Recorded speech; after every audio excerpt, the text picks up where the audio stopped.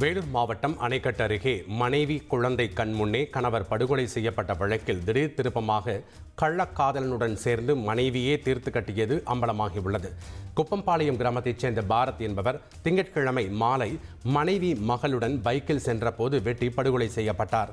இந்த சம்பவத்தை நேரில் பார்த்த 3 வயது குழந்தையிடம் போலீசார் விசாரித்த போது அழுது கொண்டே சஞ்சய் மாமா தான் அப்பாவை வெட்டினார் என்று குழந்தை கூறியுள்ளது.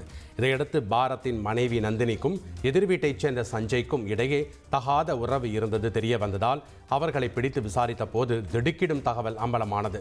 தகாத உறவை கண்டித்ததால் கள்ளக்காதலனுடன் சேர்ந்து கணவனை கொலை செய்ய நீண்ட நாட்களாக நந்தினி திட்டமிட்டு ஆள் நடமாட்டம் இல்லாத இடத்திற்கு அழைத்து வந்து சஞ்சய் மூலம் படுகொலை செய்தது தெரிய வந்தது.